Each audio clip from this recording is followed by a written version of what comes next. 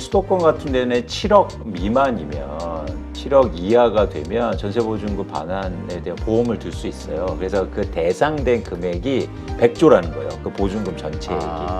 그래서 전세 가격이 또 한국에서는 중요한 이유가 집값의 결정 요인이기 때문입니다. 그래서 앞으로 부동산 PF의 어떤 시점을 여러분들이 고민하실 때 언제냐면 준공이 많이 될 때.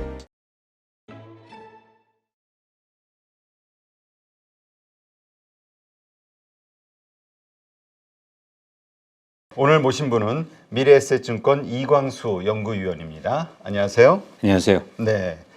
자, 이번 이야기는 어디서부터 시작할까 이제 고민을 좀 했는데 요즘 오늘 아침에도 그렇고요. 계속해서 나오는 게 전세 사기 사건과 관련해서 안타까운 이야기가 참 많은 것 같아요.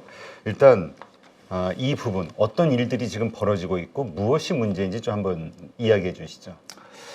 일단 뭐 여러분들 잘 아시다시피 지금 전세보증금을 이용해서 집을 샀는데 집값이 떨어지고 그리고 대출금 상환이 안 되니까 쉽게 말해서 부도가 나는 거죠. 집을 갖고 있는 사람들이. 그러다 보니까 거기에서 임차를 하고 있는 분들이 보증금 반환이 안 되는 거예요. 근데 사실 부도가 났으니까 은행에서는 꿔준 돈 그러니까 받아내려고 경매에 붙이는데 그러다 보니까 전세 보증금을 못 받는 그런 상황이 증가하고 있고 특히 빌라에서 이런 일들이 많이 증가하면서 굉장히 지금 임차인분들이 불안하고 어려운 일이 많아지고 있습니다. 네. 그러니까 이 전세 사기 사건, 그러니까 뭐 사기 사건이 됐든 아니면 요새 역전세난이 됐든 문제가 이제 이사 갈 때 전세 보증금을 돌려주지 못하는 이 문제잖아요. 그렇죠. 네. 이거와 관련해서 뭐 정부 대책이 없나요?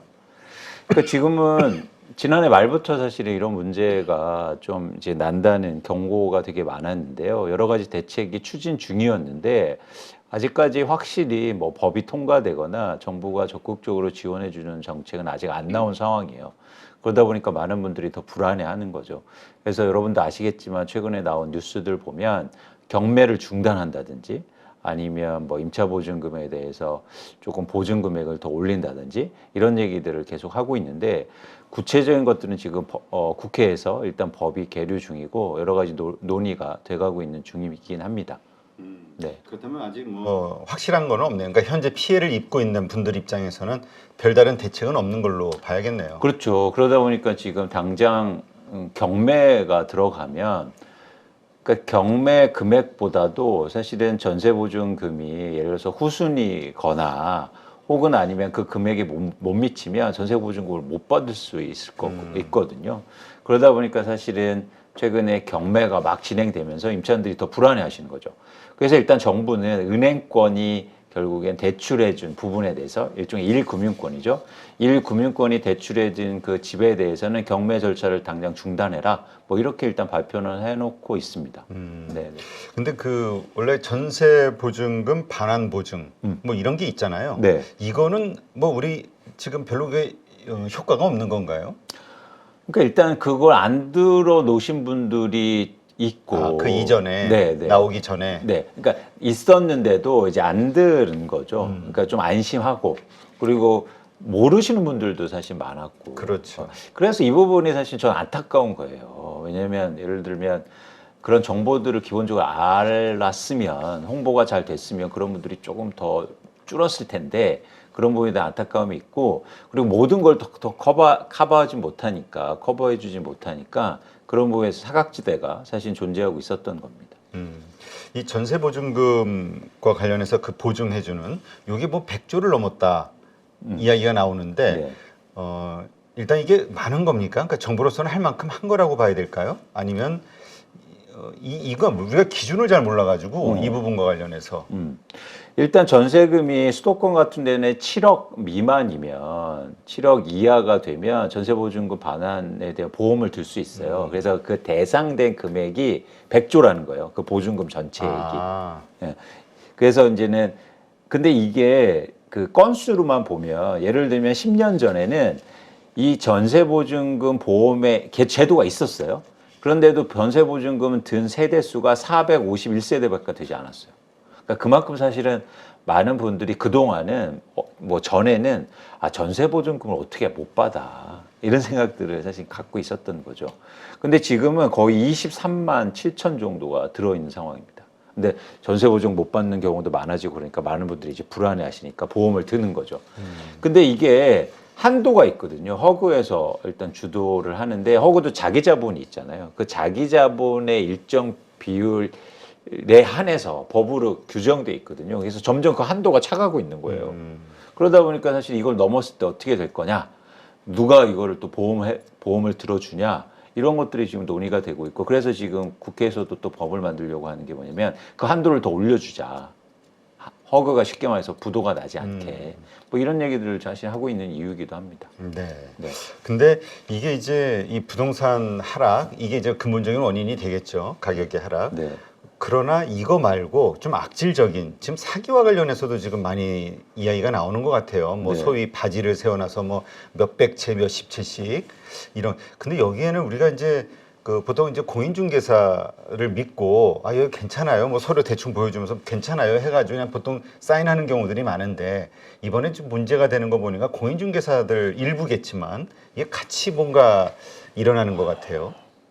그렇죠. 이제는 그 공인중개사 분들을 보면 뭐 부동산 개발 사업도 하시고 뭐 연립이나 빌라 같은 것도 같이 참여하시고 이러니까 당연히 그런 일들이 조금씩 일어나고 있어서 문제가 있는 거죠. 또 하나 뭐냐면 공인중개사 분들은 일단 수수료를 받는 거니까 좀 더 적극적으로 뭐랄까 임대차 계약을 맺으려고 하고 또 많이 맺을수록 좋은 거니까 그런 일들이 있었죠. 그래서 사실 저희가 이제 근본적인 문제에 대해서 좀 고민해 볼 필요가 있다는 겁니다. 그러니까 우리나라 구조상 전 세계에서 전세가 있는 나라가 사실 많지 않잖아요. 그렇죠. 우리나라 거의 유일하고 이 임대차 시장에서 전세가 주력인 건 전세 부분이 그러니까 대부분인 건 한국이 거의 유일해요. 그러니까 사실 그런 측면에서는 문제가 있는 거죠. 전세 보증금까지 채무로 합산하게 되면 어마어마한 규모가 된다고. 그렇습니다. 그게 추산이 잘 안 되긴 해요. 엄청나게 많으니까. 그래서 만약 일일이 다 전세 보증금을 사실 지금 추정이 안 되거든요. 그래서 사실은 쉽게 말해서 그 전세금을 통해서 누군가는 집을 사놓고, 그렇죠? 그리고 그 또 반대편에서 임차인들은 그 전세 보증금이 대부분 자기의 자신의 자산인데 누군가는 자산인데 누군가는 그걸 부채로 그냥 무이자로 대출받아서 쓰고 있는 그런 형국이거든요. 그래서 여기에서는 그러니까 암묵적인 이런 어떤 그 가정이 있었어요. 뭐냐면 전세금은 안 떨어져.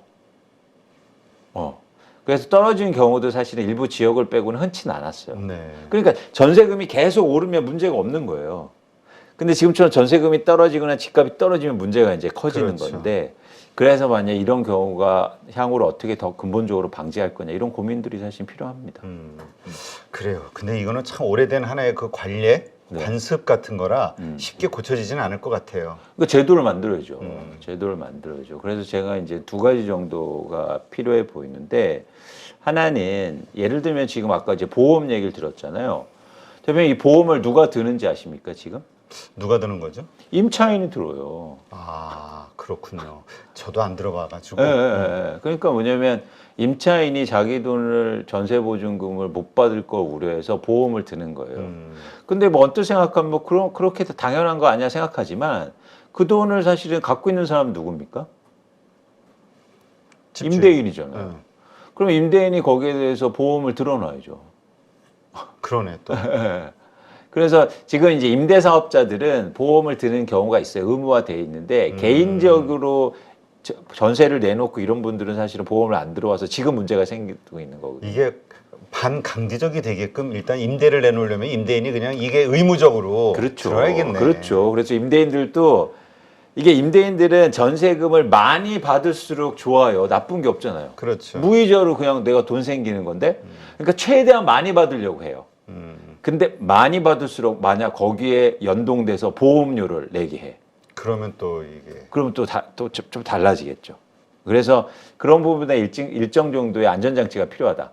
그리고 그런 차원에서는 저는 어떤 것도 좀 필요해 보냐면 신탁제도요. 그래서 과도하게 전세보증금을 많이 받는다. 그러면 그 부분에 대해서 신탁해놓고.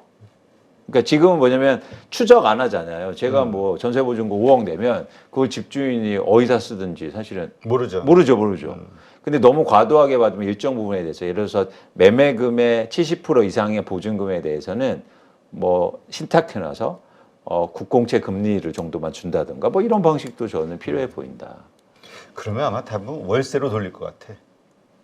그렇게 되지 못해요. 그래요? 왜냐하면 전세 자금을 이용해서 집을 사놨기 때문이에요. 아, 그렇군요. 네? 목돈이 일단 필요하군요. 그렇죠, 그렇죠. 그리고 대부분 우리나라 분들이 이따도 이제 말씀드리겠지만 그렇게 집을 사는 사람들이 많기 때문에 전세가 절대 없어지지 않습니다.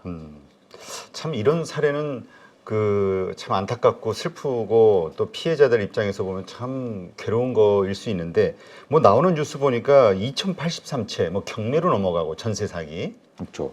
아, 이런 일들 이게 근데 가능한가 보네요. 가능하죠. 왜냐하면 자기 돈이 안 들어가기 때문이에요. 그러니까 지금의 법 구조상으로는. 그렇죠. 그뿐만 아니라 집을 살 때 자기 돈이 안 들고 전세로 사니까. 그러니까 이런 과정이 필요한 거예요. 자기 돈이 몇 채라도 들어가면 어떻게 막 수백 채씩 집을 삽니까? 그렇죠. 근데 이게 사실 어떤 부실이라는 거는 이 연쇄고리가 있잖아요. 그래서 이게 다 전이가 되는 걸로 아는데 지금 이것도 나오는 뉴스 보면은 그러한 대출의 대부분을 또 제2금융권이 해주고 있다 이런 얘기인데 근데 제2금융권 하면 요즘 우리가 떠오르는 게 부동산 PF 관련해서도 가장 많이 또 물려 있는 그러니까 이게 참 제2금융권도 지금 여러 가지로 참 위험한 상황이겠다 싶은. 그렇죠. 여러 가지 중점돼 있는데 왜냐하면 이게 제2금융권에서 왜 대출이 가능했냐면 1금융권에서는 전세보증금이 과도하게 높으면 그 집에 대출을 안 해줘요. 그러니까 사실은 추가적으로 대출을 더 받기 위해서 전세를 끼임에도 불구하고 있음에도 불구하고 제2금융권에서 높은 금리로 대출을 받은 거죠. 근데 여기서 이제 문제가 생긴 거예요. 금리가 올라가니까 이자 비용을 감내가 안 되잖아요. 사실 이렇게 집이 많으신 분들은 돈이 없는 사람들이에요. 그래서 그냥 갭 투자해 놓은 거예요. 그렇죠. 예. 그러니까 전부 다 돈을 꺼갖고 사실 그래서 이제 버티고 있었는데 금리가 오르니까 그냥 나몰라라 하는 거죠. 예. 그래서 문제가 더 심각해지고 제2금융권도 말씀하신 것처럼 이런 전세뿐만 아니라 뭐 부동산 PF도 이렇게 노출도가 되게 커져서 문제가 커질 수 있다고 보고 있습니다. 근데 사실 부동산 가격하고 이게 가장 밀접하잖아요. 이 전세 시장의 안정. 네. 이것이 이제 부동산 가격의 상승이 됐든 하락이 됐든 끼치는 요소가 상당히 강한 걸로 알고 있는데 이러한 현상들은 결국 부동산을 계속 불안하게 혹은 하락하게 만드는 요인이 되지 않겠냐 이런 생각하시는 분들도 있어요. 그렇죠. 이런 문제가 생기면 뭐 다른 요인도 있지만 일단 이런 문제가 생기면 전세 가격이 오르기 쉽지 않잖아요. 그렇죠. 떨어지거나 전세 수요도 감소하고 이럴 가능성이 크니까. 근데 전세 가격이 떨어지면 어떤 현상이 벌어지냐면 아까 말씀드린 것처럼 갭 투자가 줄어듭니다. 그래서 잠깐 요거 제 레포트 한번 보시면 이게 연도별 갭 투자 비율인데요.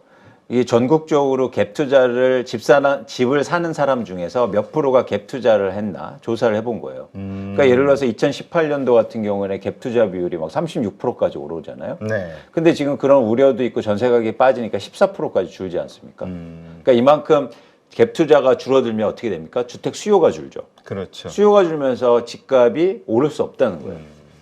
그래서 전세 가격이 또 한국에서는 중요한 이유가 집값의 결정 요인이기 때문입니다. 아, 근데 저는 2023년도에도 14% 정도의 갭 투자가 일어났다는 게 놀라운데요. 아직까지도 하는 사람이 있다. 아니 우리 일반적으로 되게 어려워질 거라고 생각하고 금리라든가 여러 가지 문제로 지금은 그 내가 실제 거주용 그런 집도 살 때가 아니다라고 생각하시는 분들이 대다수인 것 같은데 네. 아, 이 상황에서 갭 투자를 생각하신다는 건 정말 엄청난 용기, 야수의 심장. 근데 여기 되게 리스크한 거예요. 대표님 그러니까. 어떤 일이 지금 벌어지고 있냐면 전세 가격은 만기가 될 때까지는 일단 유지돼 있죠. 그렇죠? 만기가 돼야 떨어지는 거예요. 그렇죠. 그래서 그렇게 만기가 남은 아파트인데 아파트 가격이 떨어졌어요. 그럼 어떻게 됩니까? 마치 내 돈이 적게 들어온 것처럼 느껴져요. 아, 이 시점에. 전세금이 오히려 전세금 뭐 조금만 넣으면 되네. 그러니까 그만 조금만 넣으면 집값은 떨어졌으니까 조금만 넣으면 나 집 살 수 있겠네. 그래서 갭 투자가 지금 이루어지는 거예요. 아. 근데 이게 얼마나 위험한 일입니까? 전세 가격은 어떻게 될 거예요? 떨어지겠죠. 그렇죠. 이제 계약금이 다 돼서 그대로 또 연장해주면 다행이겠지만 난 갈래요, 딴 데. 그렇습니다. 그러면 이게 지금은 내 돈이 적게 들어가지만 이런 분들이 지금도 계시다는 거예요. 근데 전세 가격이 떨어질지 모르고. 근데 당연히 이런 리스크에 대해서 감안을 하셔야 된다는 겁니다. 지금 뭐 부동산 PF 얘기가 마침 또 나왔으니까 이 부분에 대해서 어떻게 보세요? 지금 계속해서 그 신문에서는 좀 걱정을 쏟아내고 있기는 하거든요.